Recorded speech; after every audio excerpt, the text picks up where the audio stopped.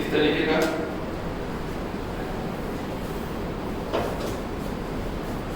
बहुत अच्छे मैग्नेट में कन्वर्ट हो रही है। देखिए बीनेट बहुत अच्छे चुंबक में कन्वर्ट हो रही है। देखिए बीनेट बहुत अच्छा बढ़ रहा है, फिर वापस आने पे ज़्यादा बच नहीं रहा है, फिर ठीक कब लगानी पड़ेगी। तो ऐसा करने पे लूप एकदम कैसा बनेगा, बिल्कुल पतला सा लूप बनेगा, मोटा लूप नहीं होगा। और लूप पतला होगा तो लूप का एरिया कम होगा, एरिया कम होगा तो लॉस भी कम होगा। और पर साइकिल लॉस कम होगा तो टोटल जितना टाइम तक आप प्रयोग करते रहेंगे टोटल लॉस भी कम होगा। ये मैं कह रहा हूँ, ठीक है। अब मेरी बात बहुत ध्यान सुनिएगा, ये बहुत ही महत्वपूर्ण क्वेश्चन जो यहाँ पर हम लोगों ने लिखना था, लिखा नहीं पर इसके आगे लिखिए। but for soft iron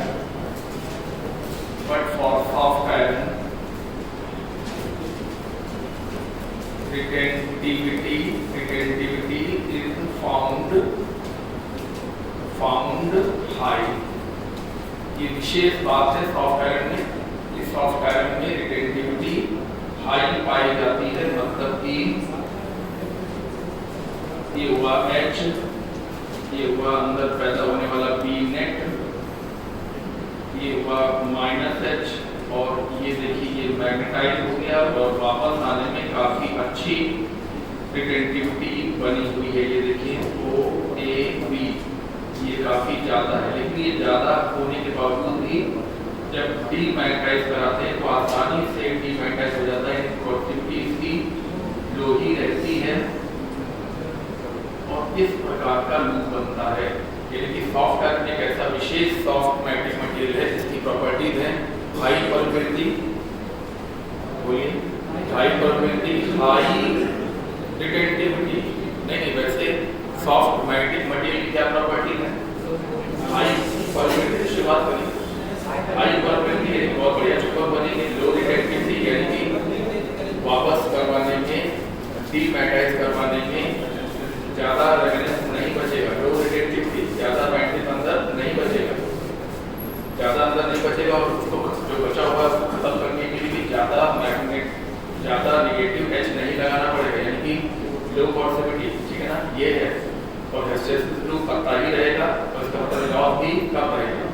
लेकिन अगर सॉफ्ट मैग्नेटिक मटेरियल की जगह विशेष तौर पर सॉफ्ट आयरन का नाम ले लिया जाए, पदार्थ का नाम सॉफ्ट आयरन ले लिया जाए तो क्या बोलेंगे, हाई परमेबिलिटी, हाई रिटेंटिविटी, फिर बाकी सब ऐसे ही, लो पॉसिबिलिटी, स्मॉल यानी thin hysteresis loop, less hysteresis loss, ठीक है ना। सॉफ्ट मैग्नेटिक मटेरियल से हम लोग टेम्परेरी मैग्नेट्स बनाते हैं, टेम्परेरी मैग्नेट्स बनाते हैं। इन्हें कहाँ इस्तेमाल करते हैं, ये जितने भी पंखे हैं, मोटर हैं, जनरेटर हैं, उनकी वाइंडिंग करने के लिए हमेशा एक कोर होता है। कोर चौकोर भी हो सकता है, चौका भी हो सकता है और कोर भी हो सकता है। इसी के ऊपर हम लोग वाइंडिंग करते हैं। ये देखिए वाइंडिंग, ये ट्रांसफार्मर की सेकेंडरी और ये ट्रांसफार्मर की प्राइमरी वाइंडिंग है और ये सेकेंडरी है। ये जो आपको नीला नीला कोर नजर आ रहा है, ये हमेशा सॉफ्ट मैग्नेटिक मटेरियल से बनाया जाता है, ठीक है। मोटर होता है, मोटर के अंदर भी एक कोर होता है। वाइंडिंग हवा में नहीं की जाती है, वाइंडिंग में क्या होना चाहिए, बोलो, कोर होना बेहद जरूरी है। इसी के ऊपर ये काफी स्ट्रॉन्ग उठी हुई वाइंडिंग की जाती है। ये देखिए ये जो आपको नीला नीला नजर आ रहा है वो कोर है, और वो कौन सा पदार्थ होगा, सॉफ्ट मैग्नेटिक मटेरियल ही होगा, ठीक है ना। ट्रांसफार्मर का कोर हो, चाहे मोटर का कोर हो, चाहे जनरेटर के ऑल्टरनेटर का जो वाइंडिंग होती है उसका कोर, कोई भी कोर होगा वो हमेशा, किसी भी वाइंडिंग का कोर हमेशा सॉफ्ट मैग्नेटिक मटेरियल से बनाया जाएगा, ठीक है। ये पूरा मैंने बता दिया आपको, जल्दी से खत्म करिए इसको। सॉफ्ट में जितना बताना था उतना हार्ड नहीं बताना पड़ेगा। हार्ड मैग्नेटिक मटेरियल वाकई में ये भी बहुत अच्छे चुंबक में कन्वर्ट होते हैं। यानी कि हाई परमेबिलिटी, जब उनकी चुंबकीय शक्ति को छीनने की कोशिश करते हैं तो उसको छोड़ने को तैयार नहीं होते हैं। यानी कि हाई रिटेंटिविटी, जब हाई रिटेंटिविटी होती है तो बची हुई रिटेंटिविटी को खत्म करने के लिए पोर्सिटी भी ज़्यादा लगानी पड़ती है, मतलब नेगेटिव एच भी ज़्यादा लगाना पड़ता है, ठीक है ना। High retentivity, high पोर्सिटी।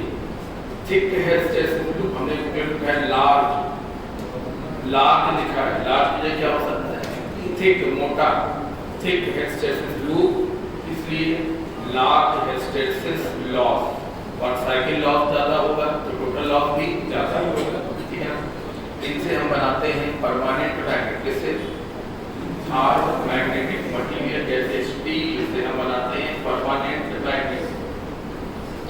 इनका इस्तेमाल कहाँ कहाँ होता है, कि जो आपको लाउड स्पीकर दिखाई पड़ रहा है, लाउड स्पीकर या ये जो आपको स्पीकर दिखाई पड़ रहा है लाउड स्पीकर ही एक प्रकार से।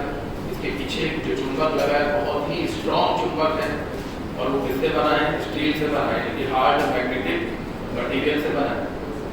जितने भी स्पीकर्स होते हैं उनके पीछे जो मैग्नेट लगा होता है वो हमेशा हार्ड मैग्नेटिक मटेरियल से बना है। उसके अलावा मैग्नेटिक टेप्स, हार्ड डिस्क वगैरह जिसमें आप डेटा कलेक्ट करते हैं, ये सब हार्ड मैग्नेटिक मटेरियल वगैरह से बनाए जाते हैं।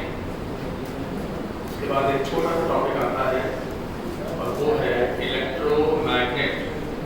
इनके एग्जाम्पल्स में सबसे अच्छा एग्जाम्पल एक ही ध्यान रखिए, स्टील एग्जाम में जब भी बात आई है तो या तो सॉफ्ट आयरन बोला गया या स्टील बोला गया। सॉफ्ट के नाम पे सॉफ्ट आयरन बोला जाता है और हार्ड के नाम पे स्टील। उसके अलावा एग्जाम में इन नामों को लिया तो नहीं गया है, लेकिन क्योंकि ये सारे नाम मौजूद हैं इसलिए मतलब है, फैक्ट है, इनको पढ़ने में कोई बुराई नहीं है। एल्निको, एल्कोमैक्स, टाइट्रोमर, इसको थोड़ा सा दिमाग में रिफ्लेक्ट कर रखिए। आइए बात करते हैं इलेक्ट्रोमैग्नेट्स की। इलेक्ट्रोमैग्नेट्स के बारे में एक लाइन जरूर ध्यान रखिएगा। लोग समझते हैं इलेक्ट्रोमैग्नेट कोई कमजोर मैग्नेट होते हैं, नहीं, ये बहुत स्ट्रॉन्ग मैग्नेट होते हैं लेकिन टेम्परेरी होते हैं। वेरी स्ट्रॉन्ग होते हैं लेकिन टेम्परेरी होते हैं। इलेक्ट्रोमैग्नेट का मतलब होता है एक सॉफ्ट आयरन की रॉड के ऊपर तार लपेट के डीसी फ्लो कराएंगे।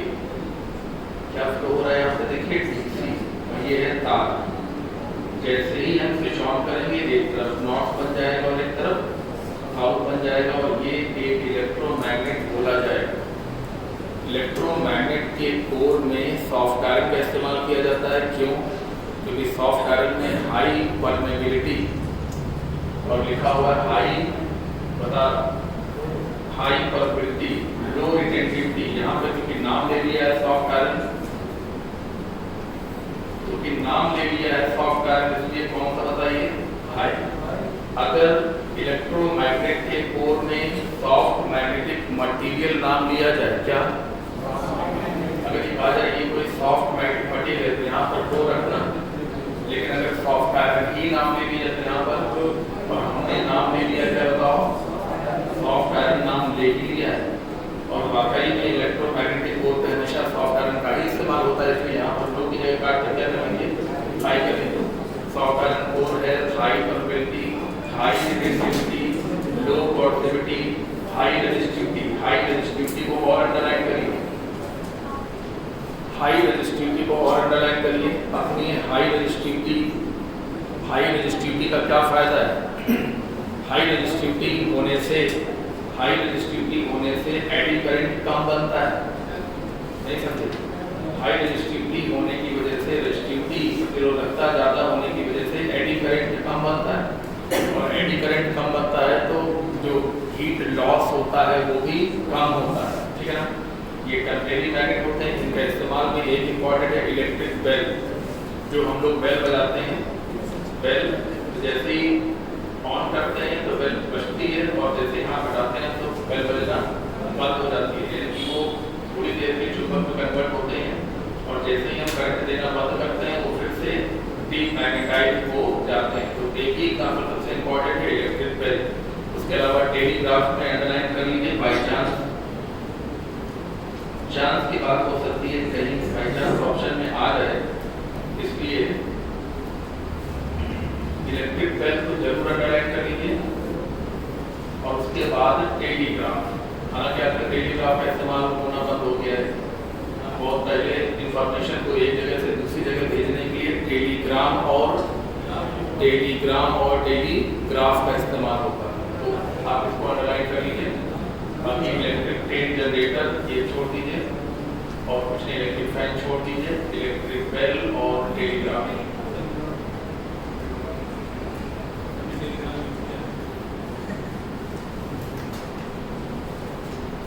क्वेश्चन देखिए, एक आयरन का टुकड़ा है, उसकी डायमेंशन दी गई, एक एटम का मैग्नेटिक मोमेंट दिया हुआ है m ऑफ वन एटम, एक एटम का मैग्नेटिक मोमेंट दिया हुआ है और वो है 1.8 into 10 to the power -23 ampere metre. Density दी हुई है, एटॉमिक वेट दिया हुआ है, एवोगैड्रो नंबर चलो दिया है, कोई बात नहीं। मैग्नेटिक डाइपोल मोमेंट पूरे टुकड़े का हमको फाइंड करना है। पूरे टुकड़े का मैग्नेटिक डाइपोल मोमेंट फाइंड करना है, इस पूरे का m। तो इस पूरे का m फाइंड करने की हमको इसमें नंबर ऑफ एटम्स पता होने चाहिए। क्यों भाई? एक एटम का m दिया है, तो अगर नंबर ऑफ एटम्स पता चल जाएंगे तो एक एटम के m से गुणा कर देंगे तो क्या आ जाएगा? टोटल m आ जाएगा। तो नंबर ऑफ एटम्स पता करने के लिए हम लोग क्या करेंगे? पहले मास तो निकालेंगे। लिखिए mass is equal to volume into density. Volume 5 10 to the power -6 और density 7.78 into 10 to the power 3।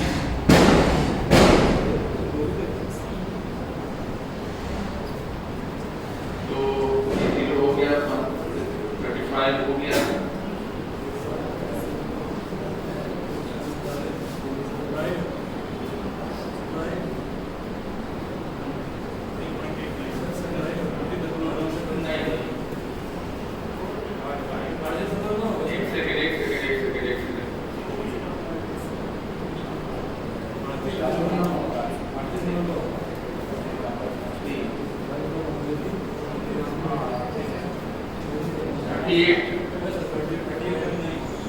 ठीक है 38.9 इसको हम लोग 39 ले लें, ठीक है 39 ले लें और 10 to the power 3। ये हो गया इसका मास। मास के बाद सोचते हैं कि अरे डेंसिटी देखो ना, -6 का गुणा भी हो रहा है, ये -3 हो गया, ठीक है। ये हो गया SI सिस्टम में आ रहा है किलोग्राम, ठीक है ना। आइए नंबर ऑफ मोल्स की बात करें तो मास अपॉन मॉलिक्यूलर मास, तो ये हो गया 39 into 10 to the power -3 और ये हो गया 56 ग्राम को हमने कन्वर्ट किया किलोग्राम में। तो ये नंबर ऑफ मोल्स आ गए 39 by 56 मोल्स। हम लोग नंबर ऑफ एटम्स की बात करें, एटम्स की बात करेंगे तो मोल्स में एवोगैड्रो नंबर से मल्टीप्लाई कर देंगे, तो 39 by 56 into 6 into 10 to the power 23 ये नंबर ऑफ एटम्स हो गए। और अब हम लोग बात करेंगे नेट m की, टोटल पूरे टुकड़े का टोटल यानी कि नेट m निकालने के लिए एक ऑफ वन एटम में नंबर ऑफ एटम्स का मल्टीप्लाई कर देंगे, नोट करते जाइए। 39 by 56 into 6 into 10 to the power 23 into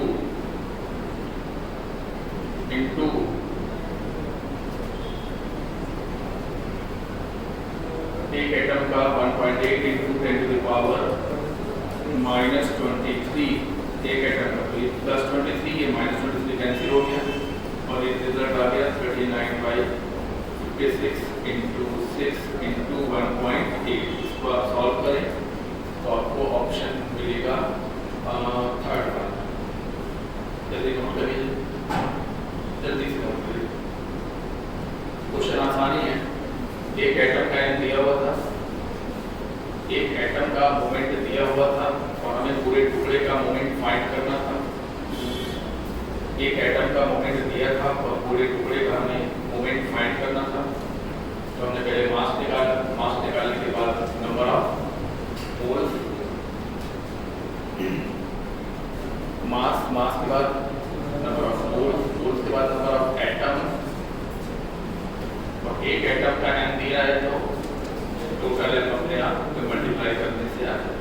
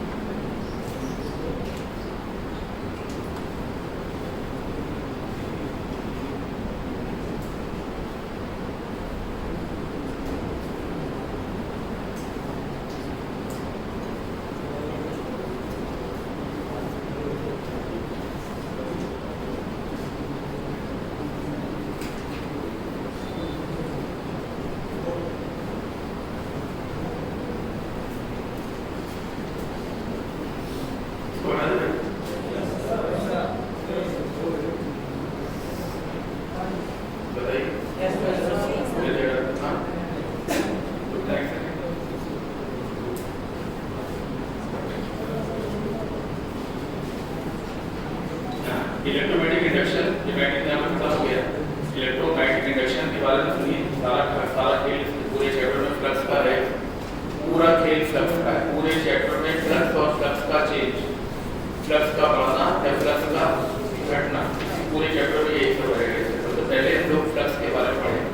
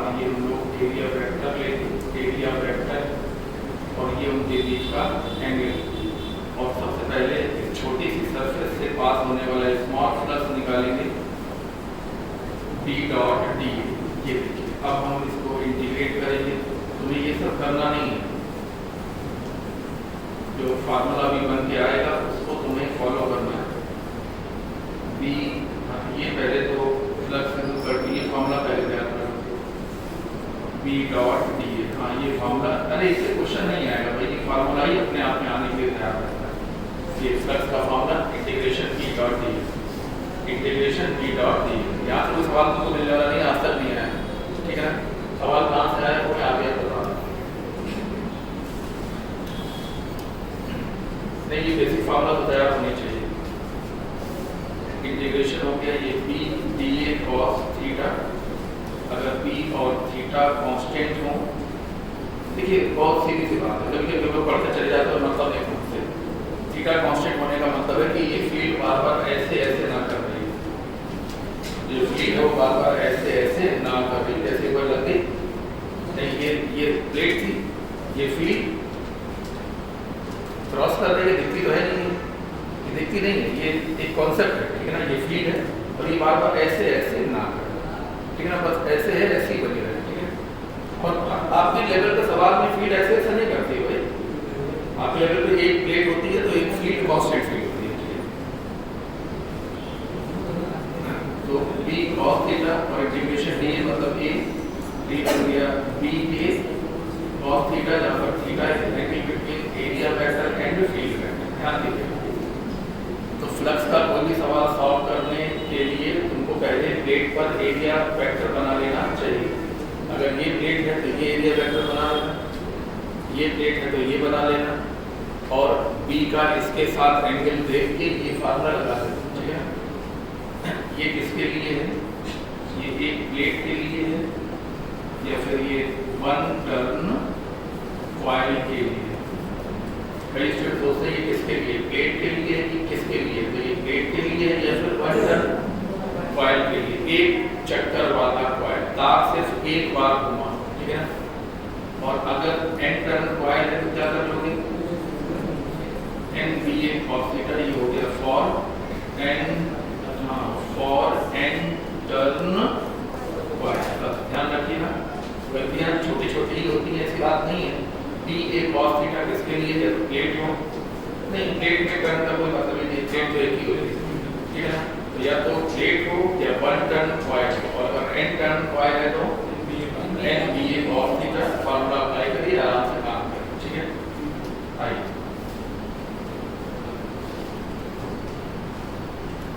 हम लोग वो कंडीशन देखें जब फील्ड होने के बावजूद भी फ्लक्स नहीं होगा, यानी पहले से हम लोग पहचानते हुए चले, हाँ बिल्कुल पहले से पहचानते हुए चले।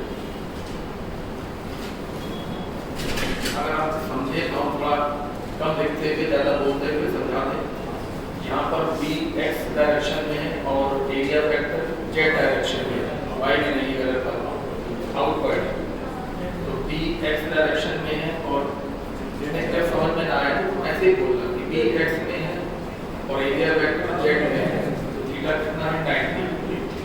तो फाई इक्वल टू चाहे b a हो चाहे n b a हो, अरे चाहे b a हो चाहे n b हो, जब यही 90 हो गया तो आप क्या करना, वही बात देखिए यहाँ भी है,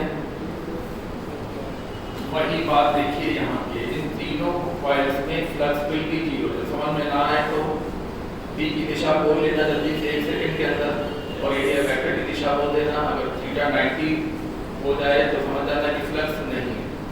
और वैसे भी आप देख पा रहे हैं कि ये फील्ड इन प्लेटों को कट नहीं कर पा रही है, बल्कि वो बिल्कुल इनसे पैरेलल निकल जा रही है, और ऐसी फील्ड कभी फ्लक्स बना नहीं सकती। जो प्लेटों को कट न कर पाए वो फ्लक्स बना नहीं सकती। इधर समझ में ना आए तो b की डायरेक्शन और एरिया वेक्टर की डायरेक्शन बोलकर अपने को क्लियर कर लेना। अगर थीटा 90 हो गया तो फ्लक्स 0 होगा, अगर थीटा कुछ और हो गया तो फ्लक्स जो होगा वो होगा, ठीक है। आगे सुनते जाइए। जैसे कि ये एक कॉइल है, प्रैक्टिस कम होती है तो थोड़ी सी समस्या हो जाती है। जब समझ में ना आए तो बोल के देख लेना, एरिया वेक्टर बोलो x डायरेक्शन, ठीक है ना। फील्ड देखो माइनस z डायरेक्शन है, माइनस z डायरेक्शन में थीटा कितना हो गया 90, थीटा 90 होने की वजह से n b a cos 90 equal to 0, है ना। ऐसे देखते जाइए, एक्चुअली यही बात होती है। कभी कभी टॉपिक एकदम क्लियर होने के बाद सवाल जब गलत हो जाता है, इसलिए थोड़ी प्रैक्टिस कर लीजिए। जब समझ में आया तो बोला तो कुछ देर बाद कि तुरंत एरिया वेक्टर बोल के देखना तो जाना, एरिया वेक्टर y में और फील्ड बोलो माइनस z है, तो y और माइनस z एक दूसरे के परपेंडिकुलर है, फ्लक्स विल बी 0।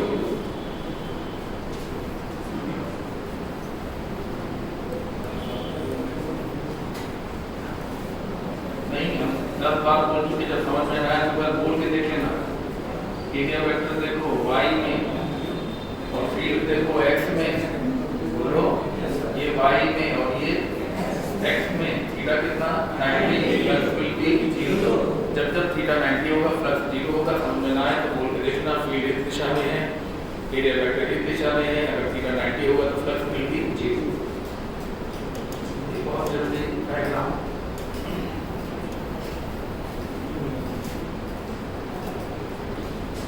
ये एक कॉइल है या प्लेट है।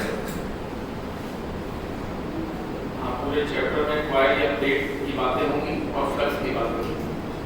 और ये नॉर्थ साउथ, ये देखिए ये फील्ड निकल रही है, ये देखिए ये, हाँ मैग्नेटिक फील्ड ऐसे घूमती है क्यों, वापस जाने के लिए घूमती है।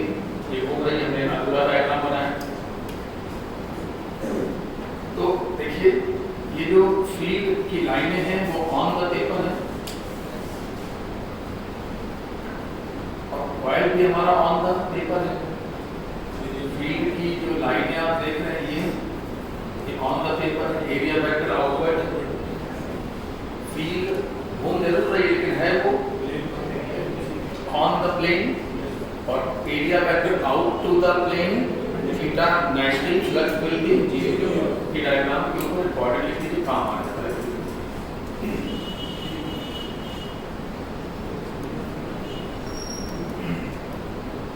आइए वो डायग्राम देखें जिसमें आपको दिखेगा कि फ्लक्स बहुत बढ़िया है, सबसे बहुत बढ़िया फ्लक्स। एक बार तुमको पहले ही बता दें, मैक्सिमम फ्लक्स की पहचान प्लस NBA और माइनस NBA। ध्यान रखना, कुछ लोग कहते हैं माइनस की वजह से मिनिमम बता देते हैं, ऐसा कुछ भी नहीं। फ्लक्स एक्चुअली ये है, मेरी बात सुनो तो, फ्लक्स एक्चुअली ये समझ गया ना, जो बंद किया हमने ये फ्लक्स है। और प्लस और माइनस ये बताता है कि आउटवर्ड है कि इनवर्ड है। आउटवर्ड है तो प्लस होता है, इनवर्ड है तो, बहुत पहले इलेक्ट्रोस्टैटिक्स में पढ़ा दिया था, incoming flux negative, outgoing flux positive. तो फ्लक्स में प्लस और माइनस का मतलब सिर्फ ये है कि आउटगोइंग है तो पॉजिटिव और इनकमिंग है तो नेगेटिव, ठीक है ना। बाकी फ्लक्स की जो न्यूमेरिकल वैल्यू है ये है, और ये आपके सामने जो नजर आ रहा है वो मैक्सिमम फ्लक्स है।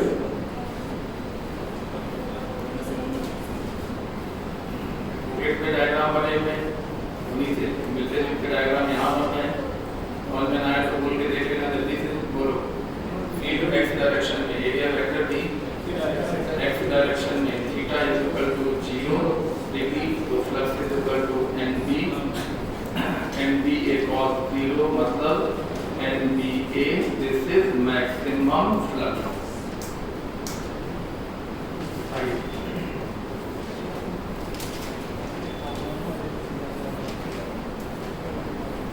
समझते चलिए, जहाँ भी दिक्कत जैसी लगे वहाँ पर आइए, ठीक है। दिक्कत कहीं लगनी नहीं है वैसे। कॉइल हमने बना दिया, हाँ प्रॉपर्ली हमने कॉइल बना दिया, और हमने ये देखा कि फील्ड आउटवर्ड और एरिया वेक्टर भी आउटवर्ड, ठीक है ना। Theta 0 flux will be minus, इतना क्लियर है।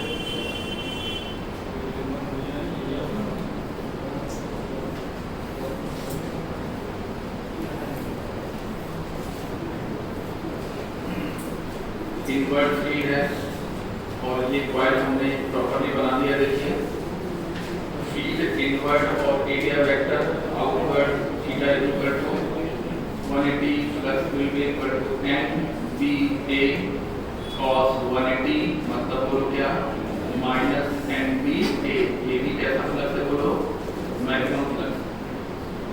नहीं ये नेगेटिव क्यों आया, क्योंकि फ्लक्स कैसा है, इनवर्ट। आप कहेंगे हमको कैसे बात करा, फ्लक्स इनवर्ट है, भैया फील्ड इनवर्ट है तो क्या मतलब है, फील्ड लाइनों के ना, फील्ड लाइनों को तो फ्लक्स कहते हैं, बशर्ते कि वो किसी एरिया को कट करे, बशर्ते कि किसी प्लेट को या कॉइल के एरिया को कट करे। इनवर्ट फील्ड है तो इनवर्ट ही फ्लक्स होगा तो हमेशा नेगेटिव आएगा, और आउटवर्ड फील्ड होगा तो फ्लक्स भी आउटवर्ड होगा, हमेशा पॉजिटिव आएगा, ठीक है ना। देखिए फ्लक्स एक स्केलर क्वांटिटी है, पहले भी मैं बताता हूँ आपको। इसकी SI unit most important, flux B A कहो cos थीटा। इसकी एसआई यूनिट के बारे में बात कर रहे हैं, इसमें कोई यूनिट होती नहीं है टेस्ला, और इसकी कोई यूनिट होती नहीं है, तो टेस्ला मीटर स्क्वायर, और इसी को हम लोग कहते हैं weber, hard weber. Important line है, थोड़ा अंडरलाइन करते जाइए, थोड़ा अंडरलाइन करने से फायदा ही रहता है कि नजर वहाँ चली जाती है रिवीजन के बाद, तो थोड़ा सही रहता है, कोई चीज छूटती नहीं। Hard weber. अब ध्यान से देखें तो I P L sine theta के जरिए हम पी की यूनिट लिखना चाहते हैं, force per unit current length, मतलब न्यूटन पर एम्पियर मीटर, और ये मीटर स्क्वायर तो न्यूटन मीटर पर एम्पियर। इंपॉर्टेंट, न्यूटन मीटर पर एम्पियर। न्यूटन मीटर मतलब जूल, जूल, जूल का मतलब volt coulomb, volt coulomb per ampere. अब आप कहेंगे कैसे वोल्ट कूलम, कैसे न्यूटन मीटर। W बराबर F into D, F dot D हो गया न्यूटन मीटर जूल। उसके बाद ये कैसे आ गया, तो ये voltage potential equal to work done per unit charge, इसलिए वर्क डन की जगह पर V इंटू क्यू, तो जूल की जगह पर volt coulomb, coulomb per ampere मतलब second, coulomb per ampere, Q equal to IT। देखते जाओ, कारण सारे आगे बुकलेट में हर जगह के आगे कारण लिखे हुए हैं, हम कौन सी चीज क्यों लिख रहे हैं, ठीक है ना। कूलम पर एम्पियर, देखिए कूलम पर एम्पियर कितना बताओ, second. Volt per ampere, V equal to IR,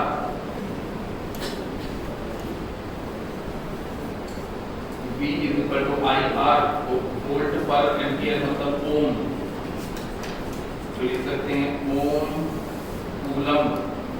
उसके अलावा आखिरी में देखिए आगे फॉर्मूला पढ़ेंगे फ्लक्स इक्वल टू LI, और LI के फंडे से हम लिखेंगे हेनरी एम्पियर। क्या लिखेंगे बोलो, हेनरी एम्पियर। कितनी यूनिट है फ्लक्स की, सारी इंपॉर्टेंट है, याद करने की बात नहीं, 2-3 बार बोलिए, 2-3 बार लिखिए तो प्रैक्टिस में आएगा। लॉजिक लेके चलिएगा, टेस्ला मीटर स्क्वायर, ना इसकी कोई यूनिट नहीं है, इसकी कोई यूनिट नहीं, तो टेस्ला मीटर स्क्वायर को हम लोग कर देते हैं वेबर के। टेस्ला को हम रिप्लेस करें, हाँ टेस्ला को हम रिप्लेस करेंगे न्यूटन पर एम्पियर मीटर, ठीक है ना। देख लीजिए कैसे याद करना है, न्यूटन पर एम्पियर मीटर, मीटर से मीटर कैंसिल करेंगे, न्यूटन मीटर पर एम्पियर, देखते जाइए, न्यूटन मीटर पर एम्पियर, न्यूटन मीटर मतलब जूल, तो जूल पर एम्पियर, जूल मतलब वोल्ट कूलम पर एम्पियर हो गया, कूलम पर एम्पियर मतलब सेकंड, वोल्ट सेकंड। तो जब ये लिया तो सेकंड लिख दिया, और जब ये नहीं लिया तो ये लिया तो क्या लिख दिया, ओम। तो वोल्ट बोलो सेकंड, आगे बोलो ओम कूलम, फिर से बोलो वोल्ट सेकंड ओम कूलम, ये हो गया, यहाँ तक कंप्लीट हो गया। और ये एकदम अलग से बताया, phi equal to LI, L होता है self inductance, henry, henry I मतलब एम्पियर, ये तो क्या होता है हेनरी एम्पियर। कितनी यूनिट है फ्लक्स की। आइए सीजीएस में बात कर लें आपसे, फ्लक्स बराबर P इंटू A, यानी कि Gauss centimetre square, called Maxwell, card Maxwell, जैसे कि मैंने अभी भी कहा,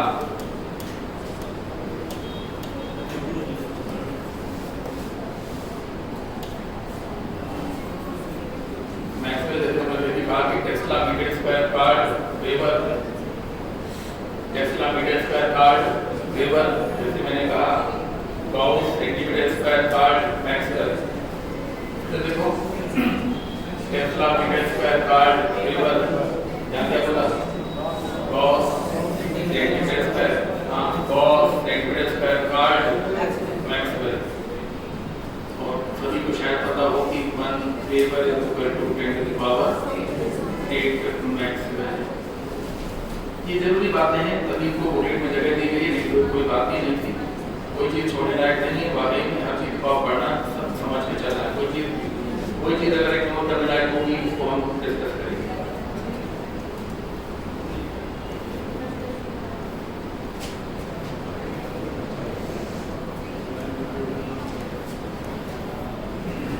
क्वेश्चन देख लीजिए, AVL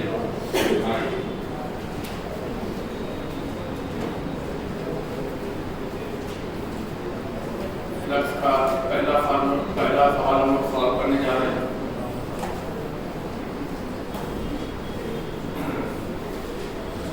ये दूरी A है और उसके आगे ये दूरी B है और ये लेंथ L है।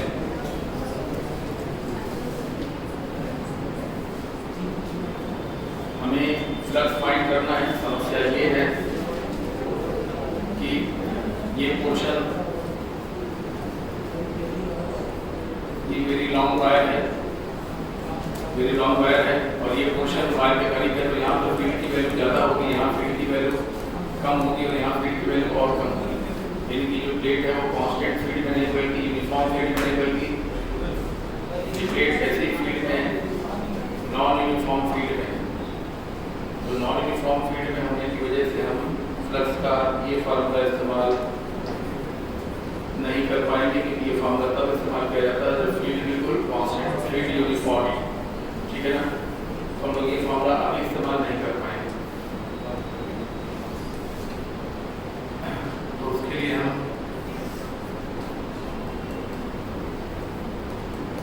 हम इंटीग्रेशन मेथड की हेल्प लेंगे। हम इसके ऊपर एक स्मॉल स्टेप मानेंगे की मोटाई dx है और यहाँ से दूरी x है और ये है, ठीक है। तो जब स्मॉल स्टेप होगी तो यहाँ जो भी फील्ड होगी वो कांस्टेंट मानी जाएगी। अरे भाई जब ज़्यादा आगे चलें तो फील्ड कम हो, लेकिन जब तुम माइक्रोमीटर आगे चलोगे तो फील्ड में कोई बदलाव माना नहीं जाएगा। ये नहीं, डेल्टा x भी नहीं है भाई, dx है। dx का मतलब होता है इनफाइनाइटली स्मॉल, और इनफाइनाइटली स्मॉल दूरी चलने पर फील्ड में परिवर्तन माना नहीं जाएगा, ठीक है ना। पहले तो स्मॉल फ्लक्स लिखेंगे तो होगा B dA cos 180 समझाइए, क्योंकि फील्ड कैसा है बोलिए, इनवर्ड, और एरिया वेक्टर कैसा है, आउटवर्ड। फील्ड इनवर्ड और एरिया वेक्टर आउटवर्ड, cos 180 होगा। B की वैल्यू μ0/4 पाई 2I/x, और स्मॉल एरिया लिखना पड़ेगा L dx, लंबाई गुणे चौड़ाई L dx। और स्मॉल फिजिकल क्वांटिटी को इंटीग्रेट करने से उसका फुल वैल्यू पता चल जाता है, 2IL इंटीग्रेशन 1/x dx। तो फ्लक्स बन गया। लिमिट लगाएंगे हम लोग a से लेके a प्लस b तक की, तो μ0/4 pi 2IL log x, limit लगाएंगे a से लेके a प्लस b तक की। तो ये रिजल्ट हमको मिला, flux is equal to minus μ0/4 pi 2IL log a plus b upon a। ये फार्मूला डायरेक्टली याद रखें, ये क्वेश्चन डेफिनेटली ऑब्जेक्टिव लेवल पर पूछे जाने लायक है। अगर डायरेक्ट फार्मूला याद रहेगा तो जल्दी समय बचेगा आपका, ये क्वेश्चन भी सॉल्व होगा। माइनस क्यों आया, क्योंकि फील्ड इनवर्ट है तो फ्लक्स भी इनवर्ट होगा। अलग अलग जगहों पर फ्लक्स का मान, यदि बोलो अलग अलग जगहों पर फ्लक्स का मान अलग अलग होगा, लेकिन अलग अलग होने के बावजूद भी जो टोटल मान होगा वो ये होगा। नहीं समझे? अरे भैया यहाँ फ्लक्स 4 है, यहाँ फ्लक्स 2 है, यहाँ फ्लक्स 1 है, तो 4, 2, 6 और 1 7, टोटल मान ये 7 आ गए। ठीक है, ये क्वेश्चन बुकलेट में सॉल्व किया हुआ है, इसलिए आगे चलेगी।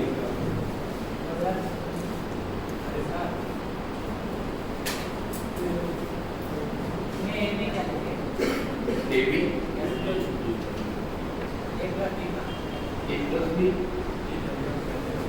एक सेकंड, लिमिट के लिए डायग्राम देखो। हमने स्ट्रिप यहाँ मानी है, तो स्ट्रिप की तार से मिनिमम दूरी बोलो A और स्ट्रिप की तार से मैक्सिमम दूरी बोलो A। लिमिट क्या होती है? लोअर लिमिट, मिनिमम दूरी से लेके मैक्सिमम दूरी तक। तो स्ट्रिप हमने जनरल दूरी पर मानी, इसकी मोटाई कितना माना बोलो x, और फिर दूरी dx और दूरी को हमने कितना माना बोलो x। ये जो x है वो जनरल दूरी है, इस x का मिनिमम मान कितना होगा? इस x का मिनिमम मान a होगा। अगर स्ट्रिप यहाँ मानते और मैक्सिमम मान कितना होता?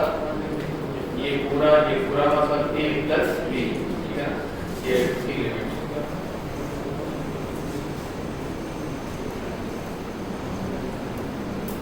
अगला क्वेश्चन जल्दी से देखेंगे भाई।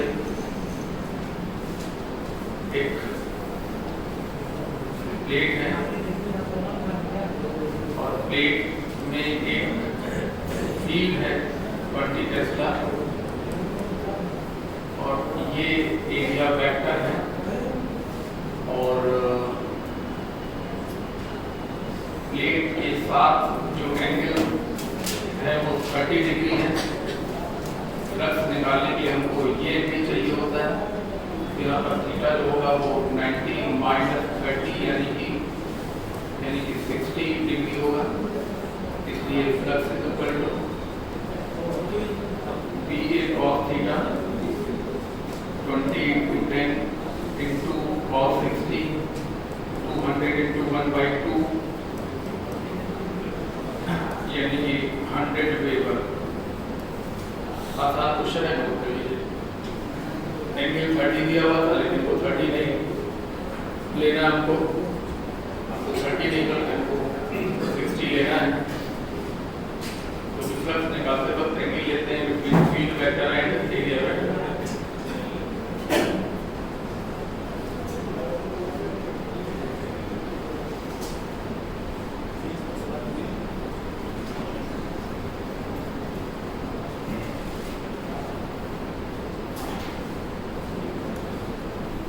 शुरू करते हैं, हटा दें इसको, हो गया होगा, ठीक है।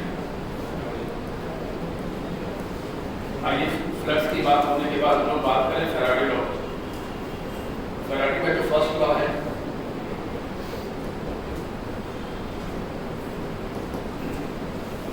वो ये कहता है कि अगर किसी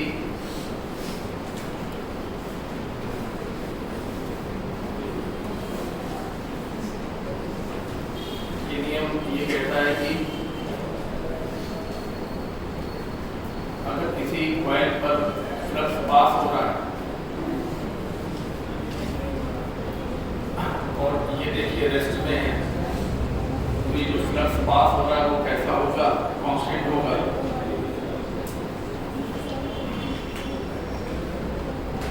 इस तरीके से कॉइल में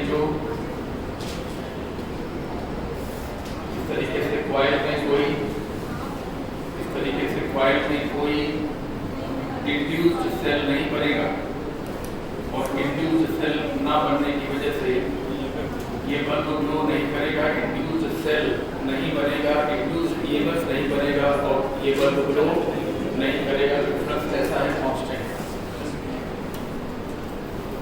आगे के डायग्राम देखते जाइएगा। अब ये मैग्नेट घूमने तेजी से आगे की तरफ मूव कर रहा है। जब तेजी से आगे की तरफ मूव कराने लगे तो ये जो फ्लक्स बाहर से जा रहा था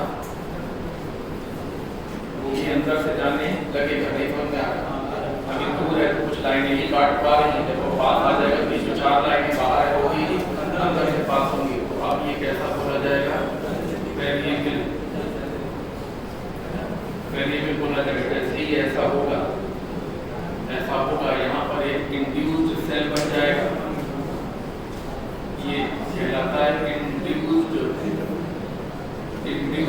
सेल बन जाएगा, कॉइल में एक इंड्यूस्ड सेल बन जाएगा, बनाना हो तो बना लो, कॉइल में एक इंड्यूस्ड सेल बन जाएगा और इसके ईएमएफ को हम लोग कहेंगे इंड्यूस्ड ईएमएफ।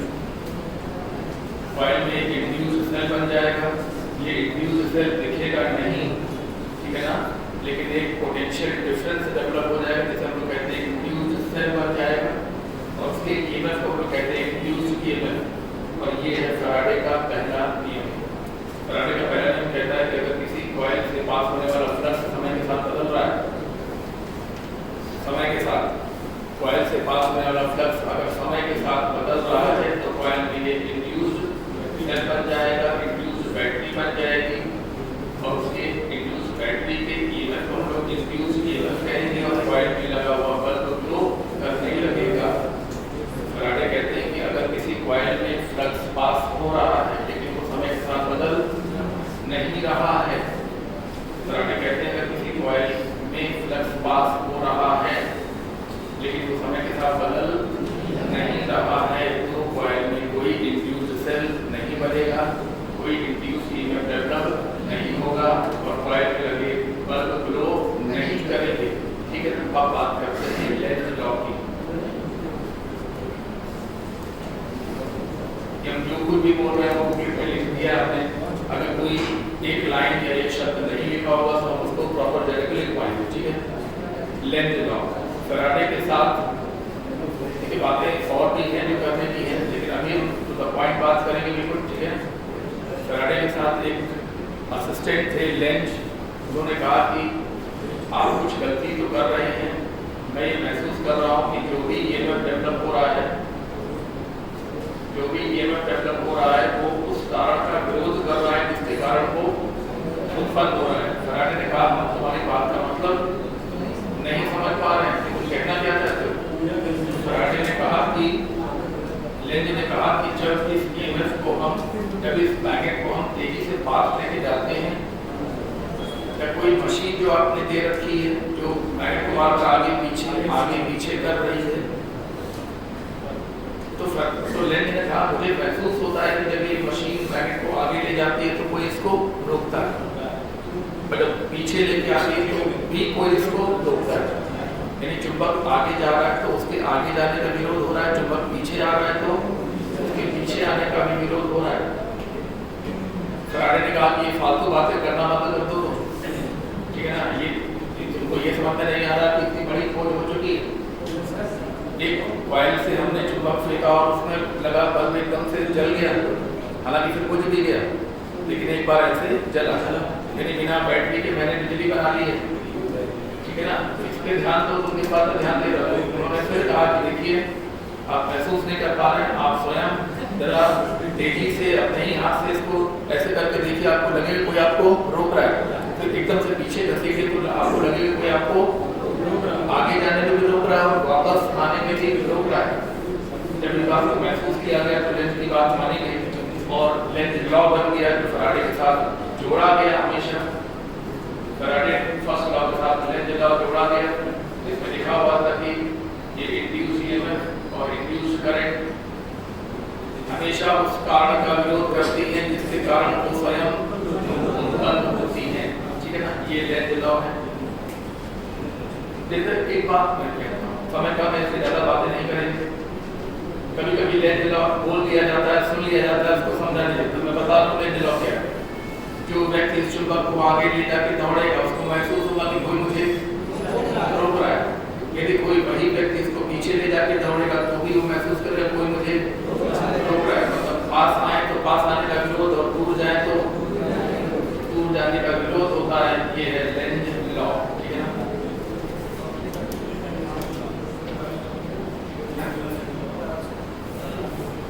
फैराडे साफ कहते हैं इंड्यूस्ड ईएमएफ और इंड्यूस्ड करंट वगैरह फ्लक्स का विरोध नहीं करते।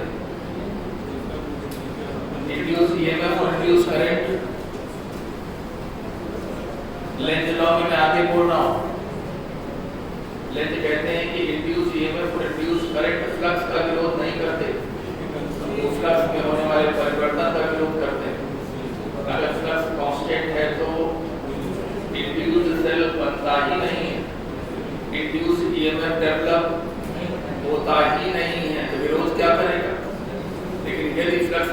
किसी वजह से बढ़ने लगे तो इंड्यूस्ड सेल बन जाता है जो फ्लक्स के बढ़ने का विरोध करता है।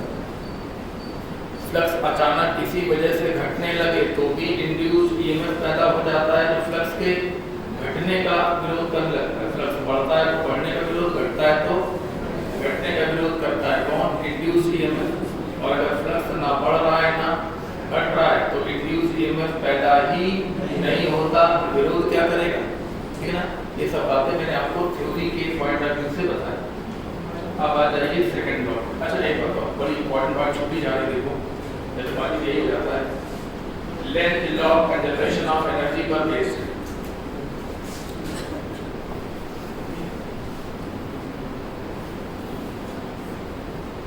Lenz law conservation of energy पर बेस्ड है और फैराडे की लेंथ की बहुत लंबी डिस्कशन और बहस, महीनों सालों की बहस थी।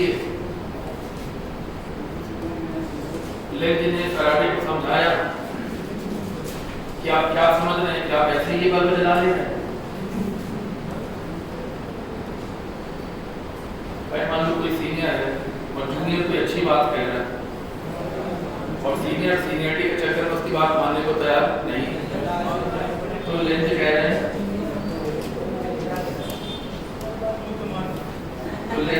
हैं उनसे फैराडे से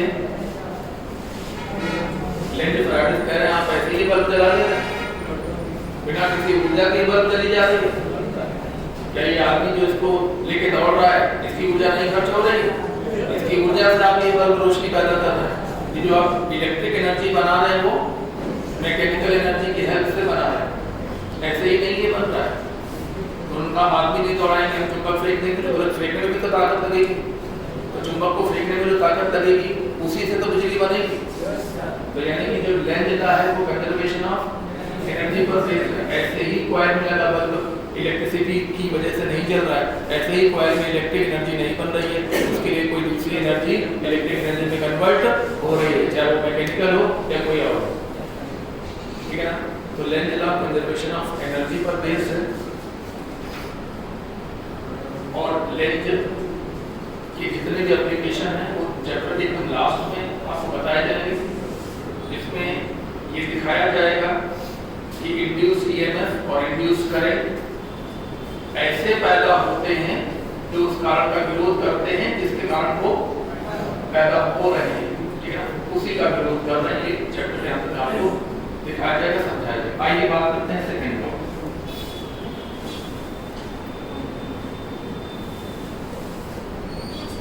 फैराडे का सेकंड लॉ, पहले लॉ में कहा गया था कि इंड्यूस्ड ईएमएफ डेवलप कब होगा और कब नहीं होगा। ऐसे कब डेवलप होगा, कब नहीं होगा। कब डेवलप होगा? जब कॉइल से गुजरने वाला फ्लक्स वेरिएबल होगा। कोई कहता है बढ़ेगा, सेकंड ऑप्शन में जब कॉइल से गुजरने वाला फ्लक्स घटेगा, थर्ड ऑप्शन में both A and B, fourth option none. बोलिए इंड्यूस्ड ईएमएफ डेवलप होगा व्हेन पहले ऑप्शन में कॉइल से पास वाला फ्लक्स बढ़ेगा, दूसरे ऑप्शन में घटेगा, तीसरे ऑप्शन में बोथ ए एंड बी, चौथे ऑप्शन में नन। मतलब लचा के पहले ही ऑप्शन को टिक मत कर देना कि पहले ऑप्शन में फ्लक्स बढ़ता हो, दूसरे ऑप्शन में फ्लक्स घटता हो, बताया गया दोनों कंडीशन सही।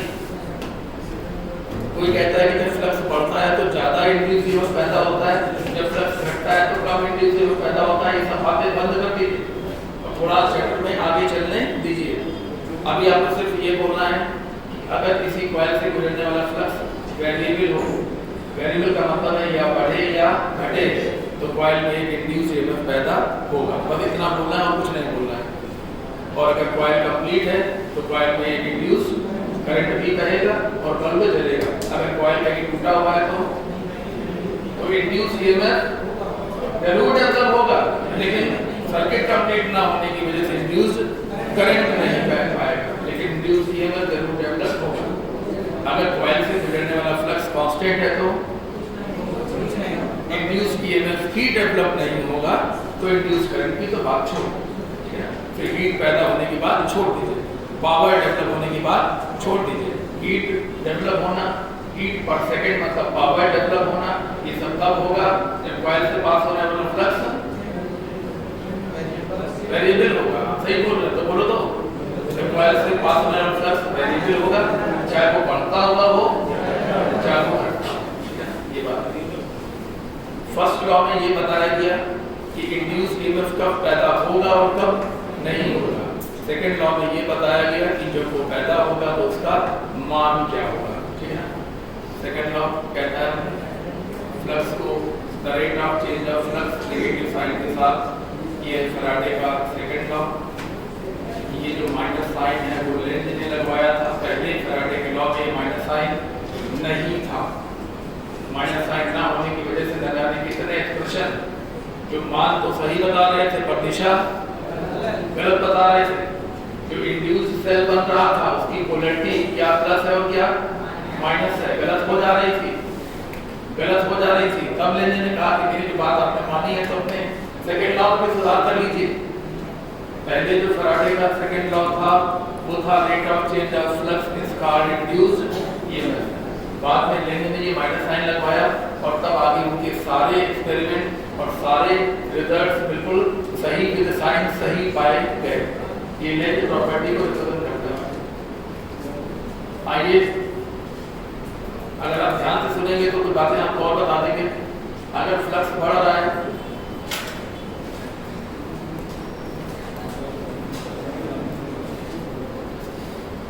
देखिए, शुरुआत में थोड़ी थ्योरी है, बात पूरा चैप्टर टेक्निकल है, बहुत तेजी से निकल जाएगा, थोड़ा कॉन्सेंट्रेट हो जाइए। अगर फ्लक्स बढ़ रहा है तो ये चीज कैसी होगी, पॉजिटिव। अगर फ्लक्स बढ़ रहा है तो चीज कैसी होगी, तो इंड्यूस ईएमएफ कैसा होगा, नेगेटिव। और अगर फ्लक्स घट रहा है तो चीज कैसी होगी, ये पूरी चीज, हाँ ये पूरी चीज, अगर फ्लक्स घट रहा है तो ये पूरी चीज नेगेटिव होगी और नेगेटिव ये कैसा होगा, पॉजिटिव। ये थ्योरी की जरूरी बातें ध्यान रखिएगा। अगर फ्लक्स बढ़ रहा है तो d∅dt, अरे यार अगर फ्लक्स बढ़ रहा है तो d∅dt positive, induce EMF negative, Lenz law. अगर फ्लक्स घट रहा है तो d∅ dt negative negative negative positive, Lenz law. ठीक है ना।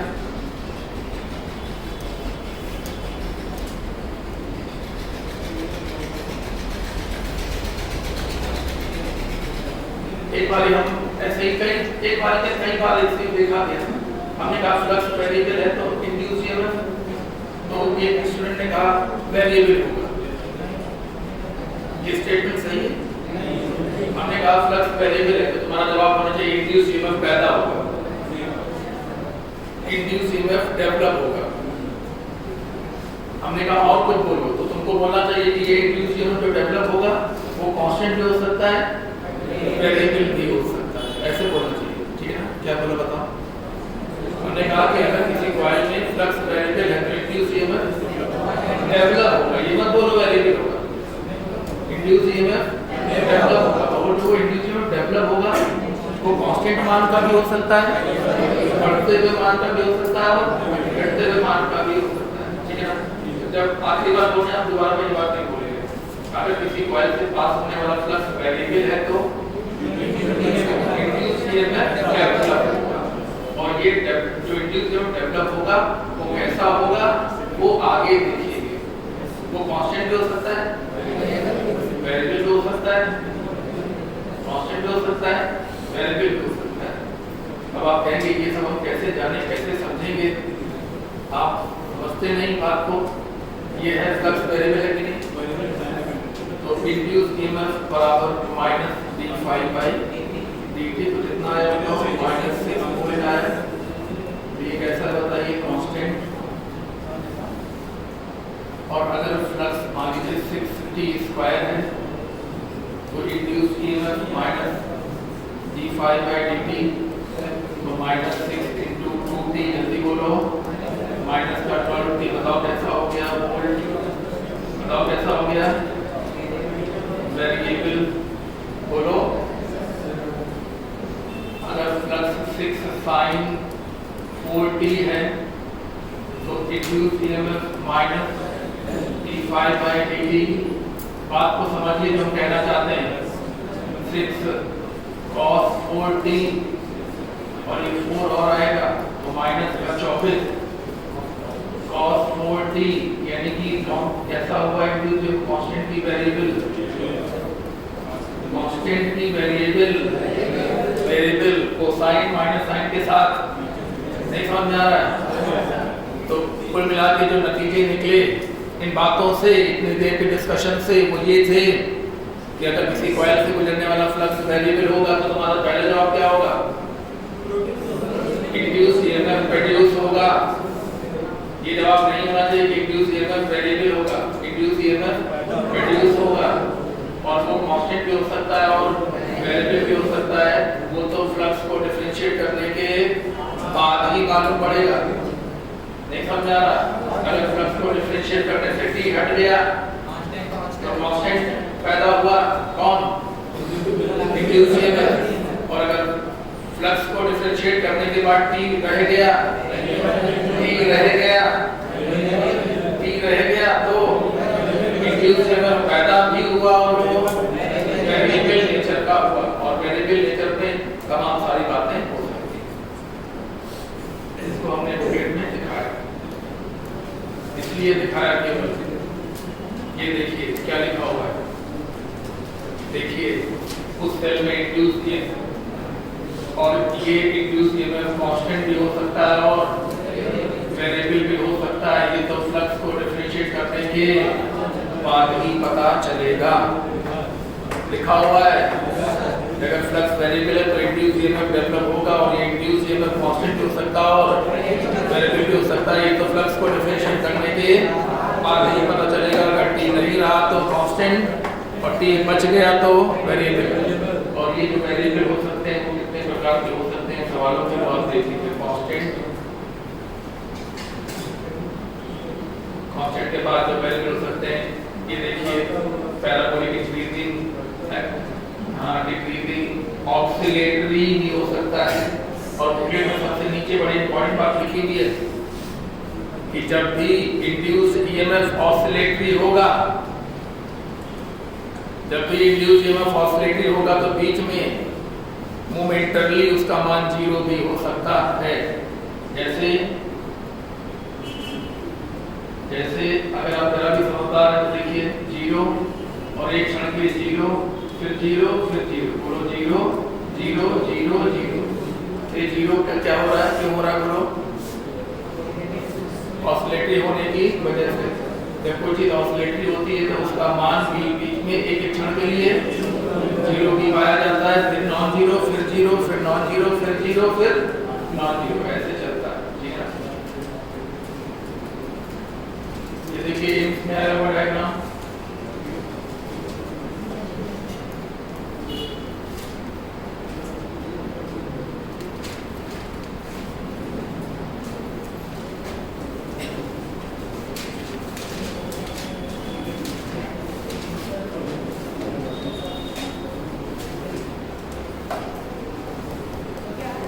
बराबर है कि cos थीटा। अगर मान लीजिए कि फ्लक्स बदलने के पीछे सवाल कैसे सॉल्व करोगे,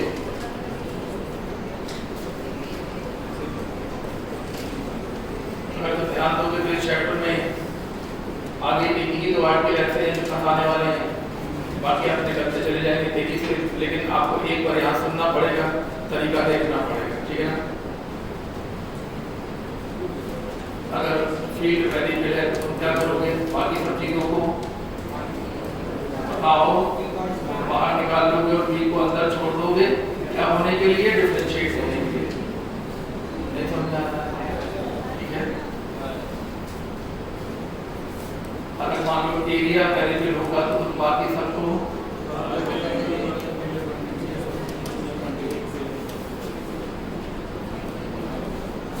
एन cos थीटा को बाहर निकालोगे और एरिया को अंदर छोड़ दोगे डिफरेंशिएट करने के लिए। और कभी कभी सर्कुलर कॉइल का सवाल ज्यादा होता है। सर्कुलर कॉइल का सवाल ज्यादा होने की वजह से हम तुमको यहाँ तक बता देना चाह रहे हैं।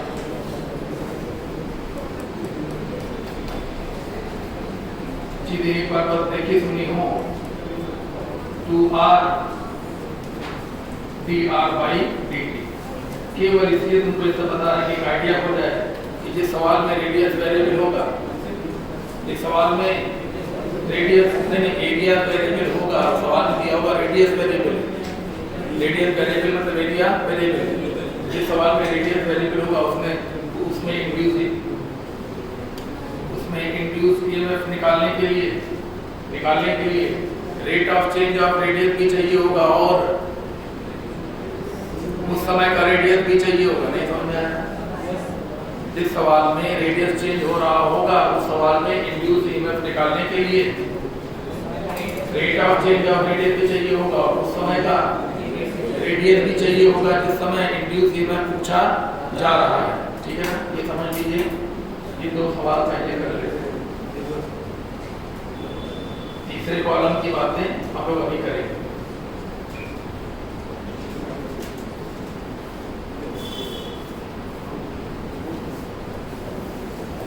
कॉइल का रेजिस्टेंस 400 ओम है, फ्लक्स 50 T²+4 है, तो इंड्यूस ईएमएफ बताना है एट 50 = 2 सेकेंड। एट मतलब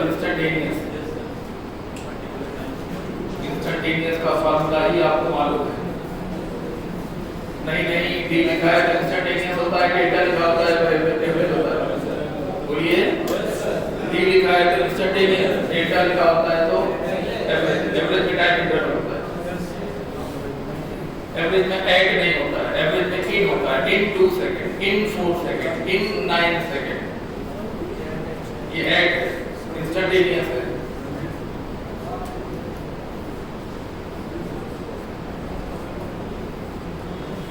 T²+4 को डिफरेंशिएट करना आपके लिए कोई बात नहीं है। 100t और t का मान आपको रखना है 2, तो ये हो गया माइनस का 200 वोल्ट और कॉइल में बहने वाला करंट V/R, तो 200/400 1/2.0.5 एम्पीयर। तो आपके लेवल पे, स्टार्टिंग लेवल पे बड़ा आसान सवाल दिया गया।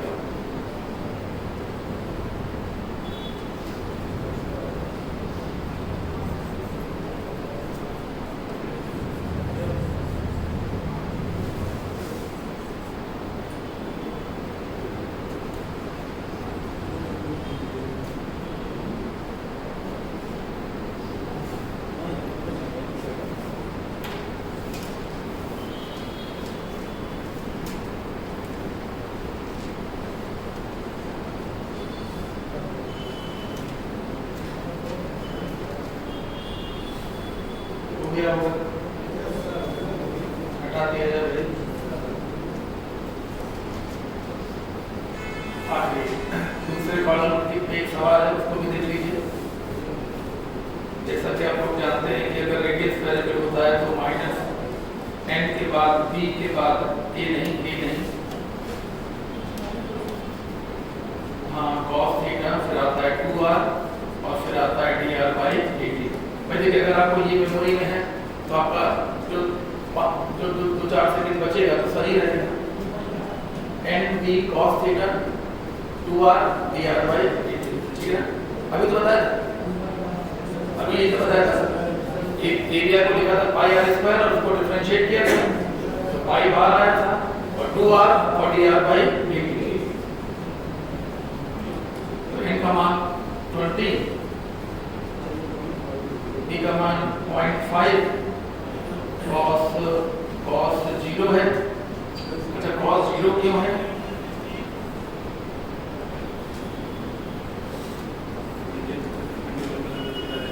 ये देखिए, area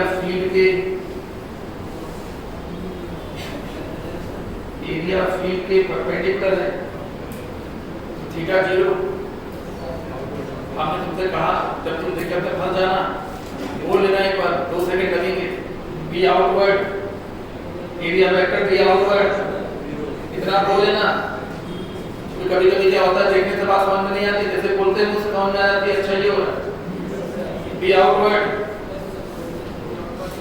area vector B outward, theta 0। Clear हो गया? ठीक है, पाई छूट गया।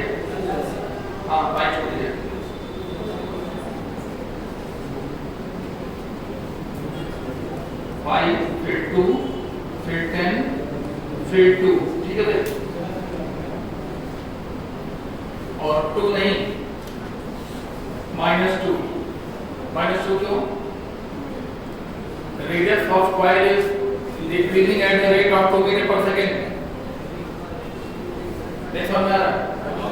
तो रेडियस के डिक्रीजिंग की तरह तो माइनस में लिखोगे, इंक्रीजिंग की तरह तो प्लस में लिखोगे, ठीक है?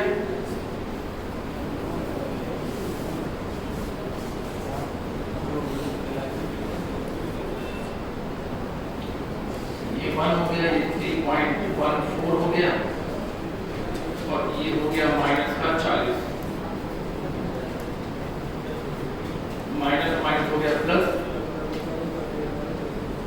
400 300, ये आ गया 1256। जल्दी नोट कर लीजिए।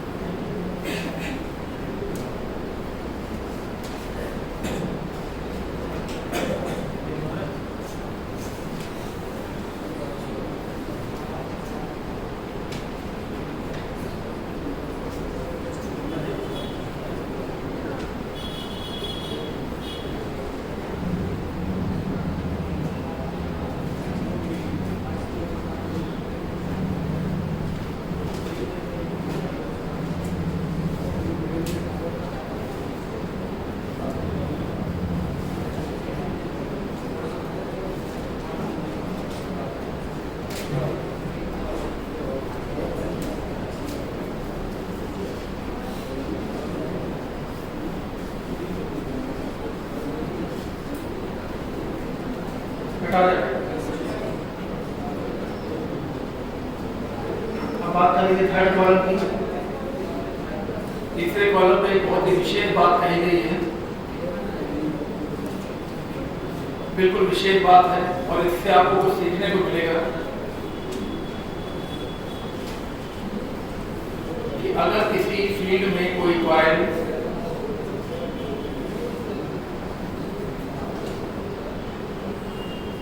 जब ऐसे बना दे कोई समझ आना कि ये लगातार घूर्णन गति हो रही है, कॉन्टिन्यूअस रोटेशन हो रहा है, लगातार एक घूमता जाता है, ये जो है वो लगातार रोटेट कर रहा है। जब लगातार रोटेट करेगा तो मुझे एक सलाह मानिएगा, NBA cos थीटा की जगह पर ओमेगा टी तुरंत कर लीजिएगा, जिससे कि आपको सवाल को समझने में आसानी हो। थीटा की जगह पर तुरंत ओमेगा टी लिख लीजिए। किस सवाल में अगर कॉइल फील्ड में कॉन्टिन्यूअस रोटेट कर रहा हो तो थीटा की जगह पर ओमेगा टी के सर्कुलर मोशन का सिंपल सा कॉन्सेप्ट है, ठीक है?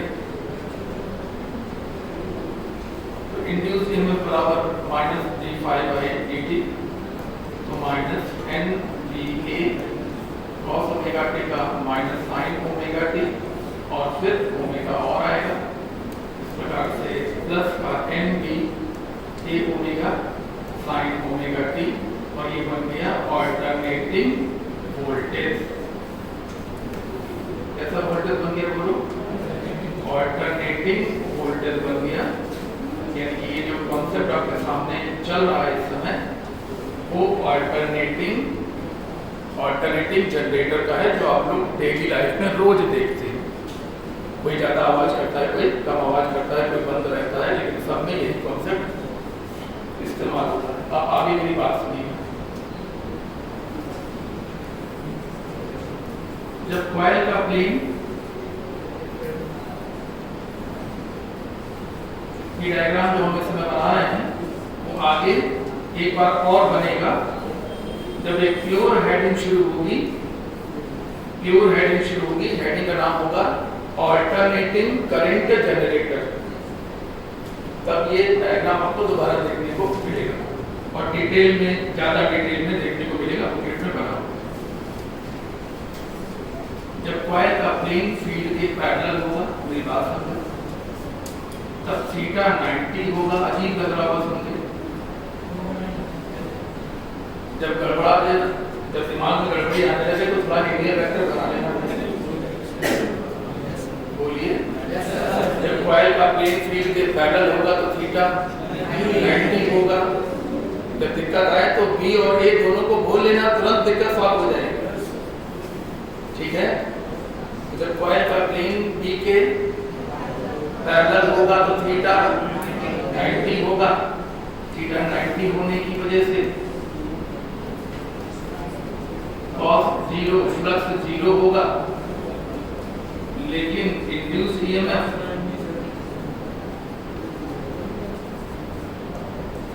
sin 90 यानी NBA बनेगा, यानी कि कैसा होगा बताइए, मैक्सिमम होगा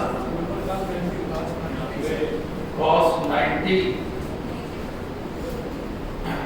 तो जब कॉइल का जब मैं क्यों बोल रहा हूँ, क्योंकि कॉइल लगातार रोटेट कर रहा है।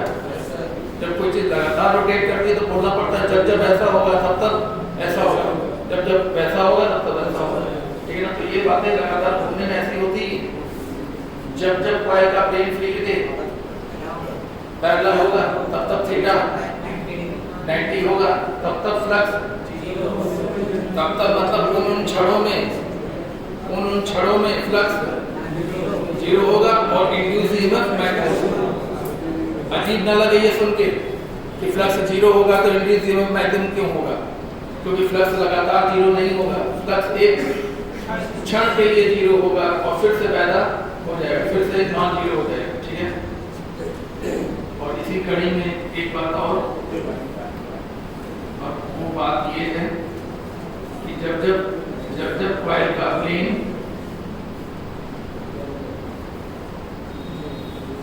जब कॉइल का प्लेन फील्ड के परपेंडिकुलर होगा तब थीटा 0 होगा, थीटा 0 होगा, तब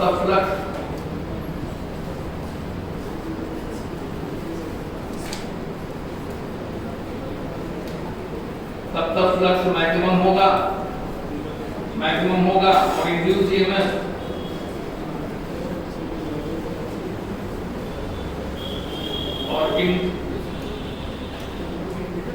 और induce EMF will be equal to 0। एक बात और कह रहे हैं यहाँ पर, 0 भी हो सकता है या 180 भी हो सकता है, तो प्लस भी हो सकता है और माइनस भी हो सकता है। और इसी प्रकार से ये भी 0 भी हो सकता है और 180 भी हो सकता है। तो ये कितना होगा बताइए, 0। तो जिस क्षण कॉइल का प्लेन फील्ड के परपेंडिकुलर होगा तब एक इधर बनेगा या इधर बनेगा, बोलो भाई। इधर बन सकता है, इधर बन सकता है। अरे देखो भाई, ये बना और अब ये बना।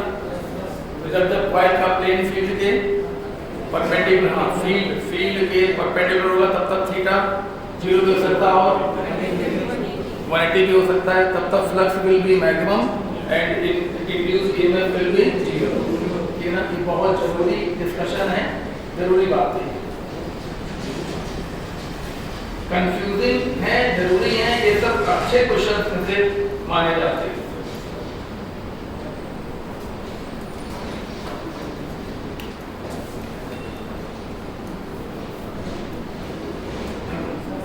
कोई एवरेज की बात करता है, एवरेज की बात करें, माइनस साइन कतई नहीं छोड़िएगा। कोई कहता है कि एवरेज की बात कर रहे हैं तो अरे छोड़ो यार माइनस साइन छोड़िए नहीं आप, ठीक है ना। लेंथ की प्रॉपर्टी को मत छोड़िए, आप माइनस साइन लेके चलते रहिए। आप कभी भी धोखा नहीं खाएंगे, आपको ये नहीं लगेगा कि हमारा कॉन्फिडेंस लूज कर रहा है, हमारा आंसर +20 आया है वोल्ट आया है और आंसर दिया है -20 वोल्ट। ऐसा तब होगा जब आप लेंथ की प्रॉपर्टी को छोड़ने लगेंगे, कराटे के सेकंड लॉ में माइनस साइन लगाना छोड़ने लगेंगे। चाहे इंस्टेंटेनियस ईएमएफ निकालना हो या एवरेज निकालना हो, माइनस साइन लेके चलते रहिए, ठीक है, उससे फायदे में रहिए। एक छोटी सी बात ये भी है कि हम तो ये समझते हैं कि जो चीज टाइम डिपेंडेंट है वो चीज वेलोसिटी पर जरूर डिपेंड करेगी। जैसे ये कोई कॉइल है, इसके सामने एक चुंबक तेजी से लाया जा रहा है, ये देखिए, तो वेलोसिटी इतनी ज्यादा होगी, फ्लक्स में रेट ऑफ चेंज इतना ज्यादा होगा।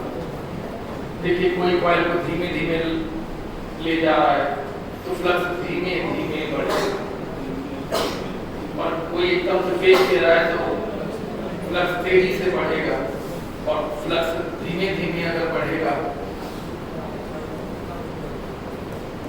यानी कि rate of change of flux जब स्लो होगा तो इंड्यूस्ड ईएमएफ का मान कम बनेगा, और rate of change of flux अगर ज्यादा होगा तो इंड्यूस्ड ईएमएफ भी ज्यादा बनेगा। यानी कि induced EMF also depends on relative velocity between coil and magnet. ये बात लाइन ध्यान रखना। क्या line? Induced EMF also depends on relative velocity between coil and magnet.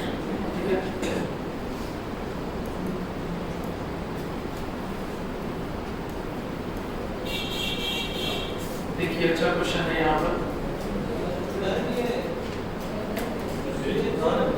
और ठीक ठीक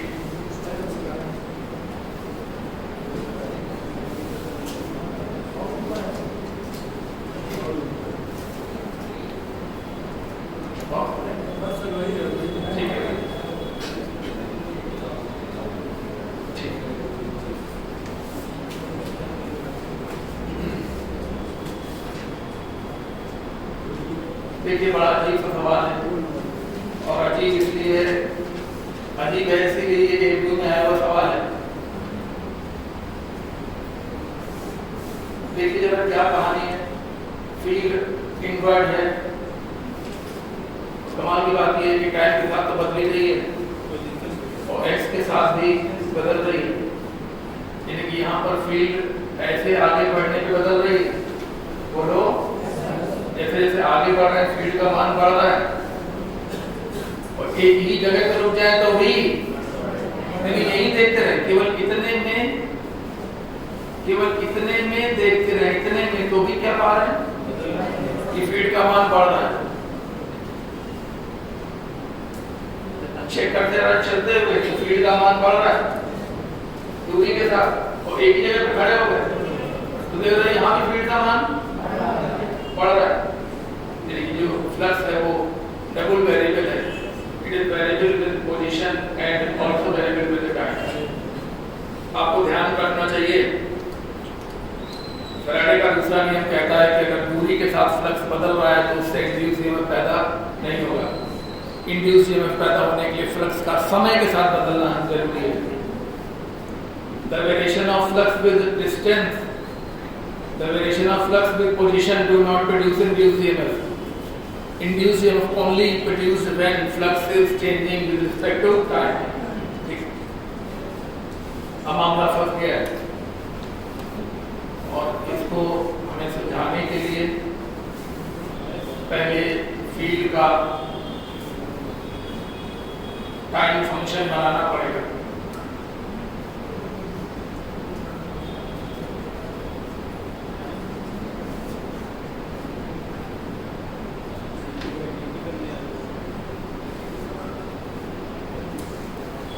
ठीक है,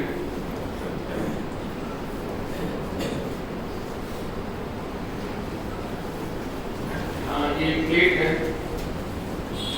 और प्लेट पर हम एक स्मॉल स्ट्रिप मान रहे हैं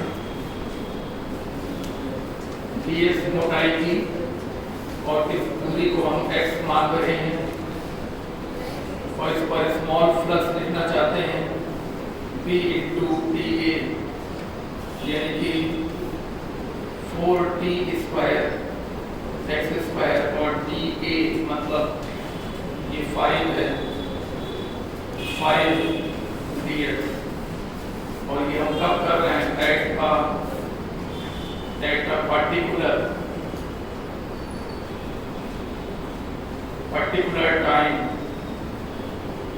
पर्टिकुलर टाइम t, एक पर्टिकुलर टाइम t पर मैंने ये इक्वेशन लिखी, यानी कि टाइम को हमने लॉक कर दिया है, पर्टिकुलर टाइम t पर हमने ये इक्वेशन लिखा है।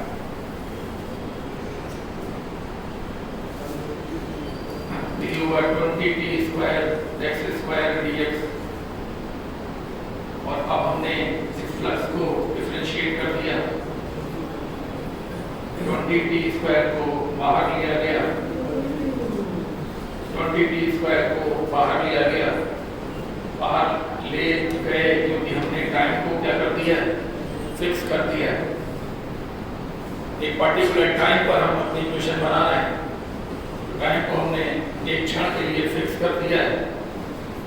Flux is equal to 20t² x³ 3, limit 0 से लेके 3 तक, x की लिमिट 0 से लेके 3 तक।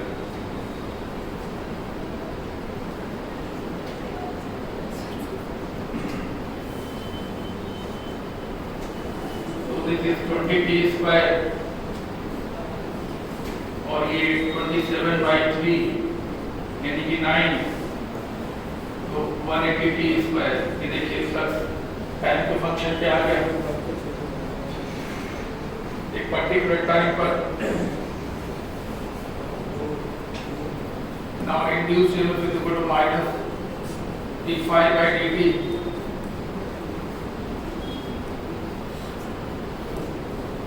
180t², 2t लिमिट 0 से लेके 2 सेकंड तक, नो 0.2 सेकंड तक।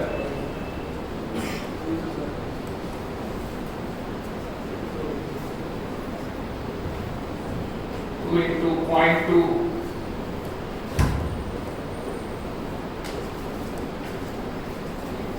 0.4 माइनस का 72 volt.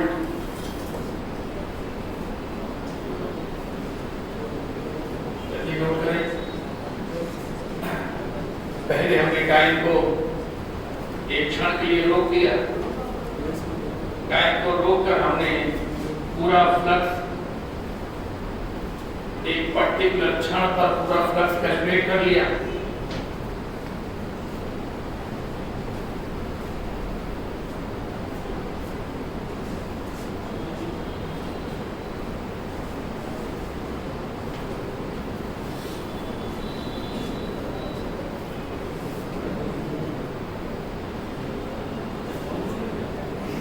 Magnetism EMI AC modern physics, magnetism EMI AC modern physics, ये 2022 में 14 क्वेश्चन आए। मैग्नेटिज्म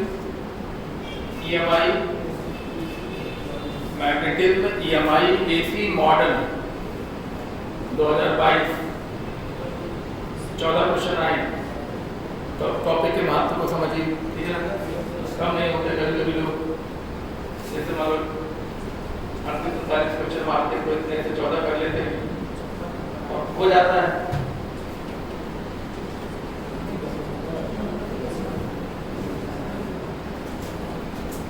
तो पहले टाइम को लॉक कर दिया और x की लिमिट लगाकर फ्लक्स निकाल लिया। फ्लक्स को हमने टाइम डिपेंडेंट बना दिया। जब फ्लक्स टाइम डिपेंडेंट हो गया तो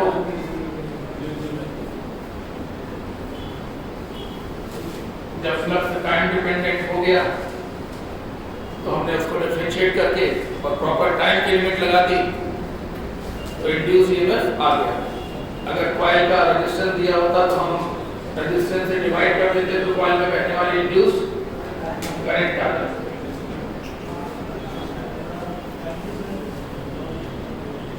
कभी भी तुम्हें पावर निकालना हो, हीट पावर निकालना हो तो करंट तक मत जाना, इंड्यूस ईएमएफ निकाल के सामने का इस्तेमाल करना लोग गलती करते थे। नहीं वो गलत नहीं है, पर हम क्यों इंड्यूस ईएमएफ के बाद करंट निकालने में लगे थे भाई? जब हमको इंड्यूस वोल्टेज पता चल गया तो V²/R करेंगे ना, I क्यों निकालेंगे? फिर I²R क्यों करेंगे? क्या ये गलत हो जाएगा? नहीं, गलत नहीं होगा, टाइम डिपेंडिंग हो जाएगा। गलत क्या हो जाएगा? तो जब इंड्यूस वोल्टेज आ चुका है और पावर फाइंड करनी है तो सीधे V²/R, और अगर हीट फाइंड करनी है तो V²/R इंटू T करिए। बोलिए, हीट निकालनी है तो अरे E या V समझ जाओ, V²/R इंटू T करिए। पावर निकालनी है तो V²/R करिए। करंट निकालने के प्रोसेस में मत जाइए, ठीक है? हटा बस इंड्यूस करंट और इंड्यूस चार्ज और देखें। ये क्वेश्चन कितना बढ़िया, देखिए बाकी है, इसको कर लेते हैं भाई।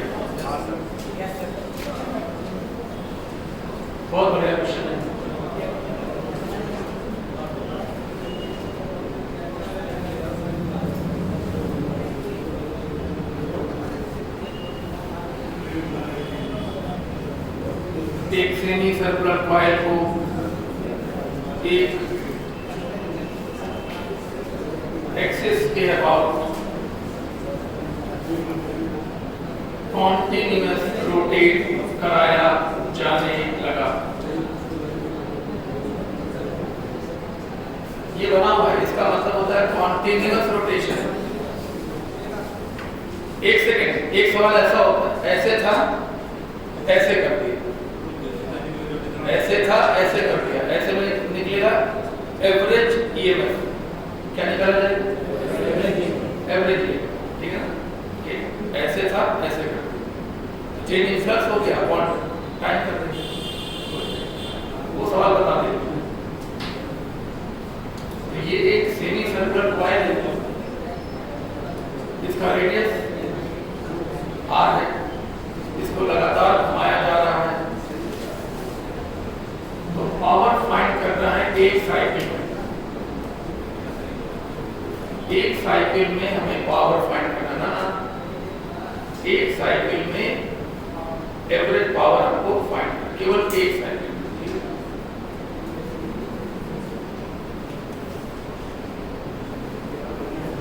फ्लक्स बराबर NPA cos omega t।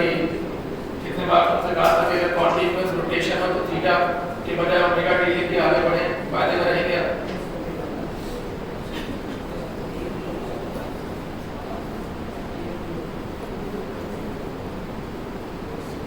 n का मान 1 कर दीजिए, दिखाना हो तो n का मान 1 लेकर चलें।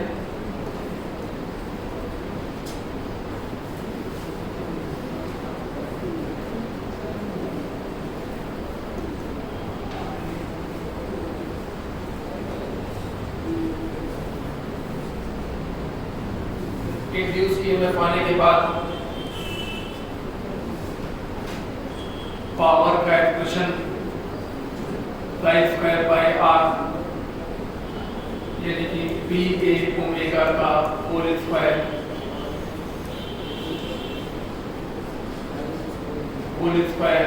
Sign square omega t by R।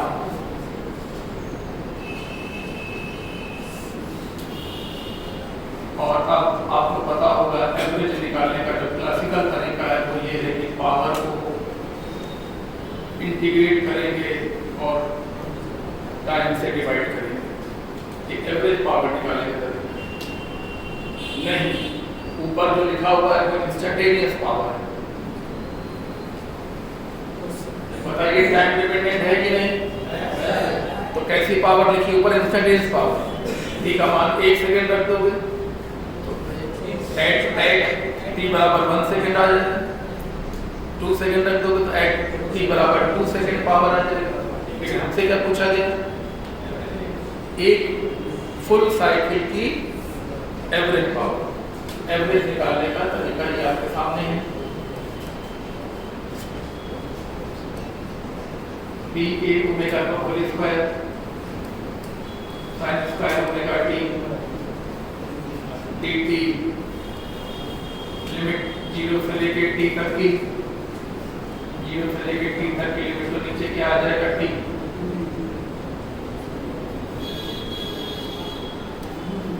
Integration dt मतलब t,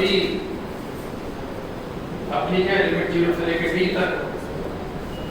तो ऊपर से BA ओमेगा का होल स्क्वायर बाहर आ गया, नीचे से t आ गया और अंदर रह गया साइन स्क्वायर ओमेगा t का फुल साइकिल में इंटीग्रेशन।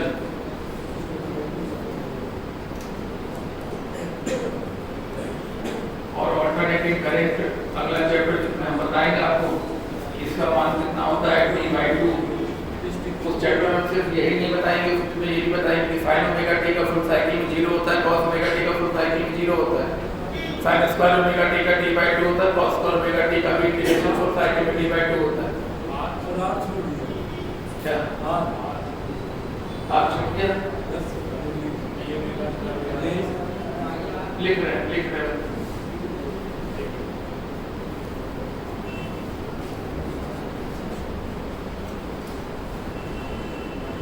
तो t से t कैंसिल हो गया,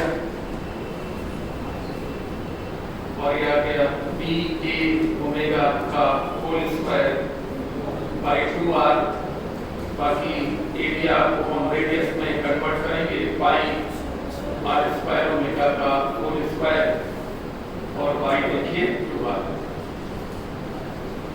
ये किसी एग्जाम में आया हुआ सवाल है, इसमें थोड़ा सा कंफ्यूजन हमारे दिमाग में है, इसका हो सकता है या नीचे का हो सकता है। हाँ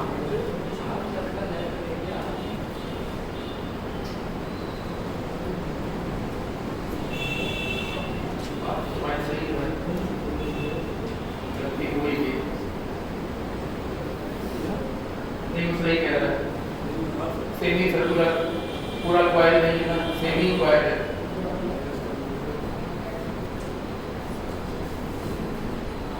पाई आर स्क्वायर बाई होल 2 नहीं सही है उसकी बात। सेमी सर्कुलर कॉइल था, हमने पूरा सर्कल ले लिया था ना ना, लेकिन पाई आर बाई 2 स्क्वायर नहीं है क्या, पूरा पाई आर स्क्वायर बाई 2, ठीक है ना। तो ये देखिए यहाँ पर ये 4 हो जाएगा, 4 नीचे आएगा तो 8 हो जाएगा, ठीक है। तो रिजल्ट आएगा p pi R square omega का होल स्क्वायर बाई कितने आ रहा है 8 का, नोट कर लीजिए।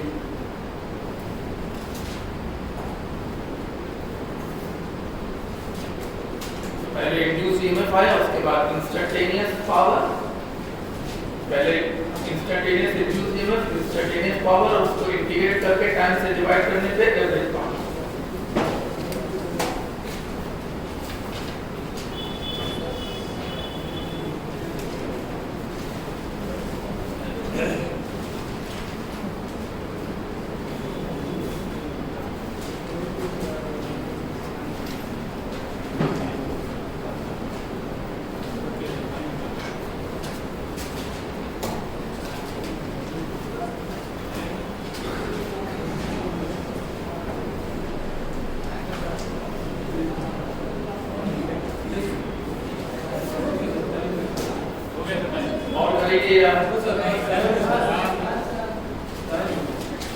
संडे को क्लास कर लें,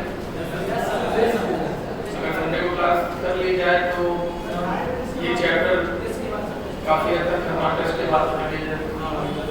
10 से 1 आप टेस्ट दे दें, 2 बजे पढ़ लीजिए, 2:30 बजे पढ़ लीजिए, 2:30 से 5 कर लीजिए, एक संडे पढ़ लीजिए, काफी हद तक हो जाएगा। ऑल्टरनेटिव करंट में ज़्यादा समय लगता नहीं है, क्योंकि उसमें सर्किट एक दो सर्किट जब पहचान जाते हैं तो आगे उसी से के आधार पर बड़ी जल्दी सारा काम हो जाता है।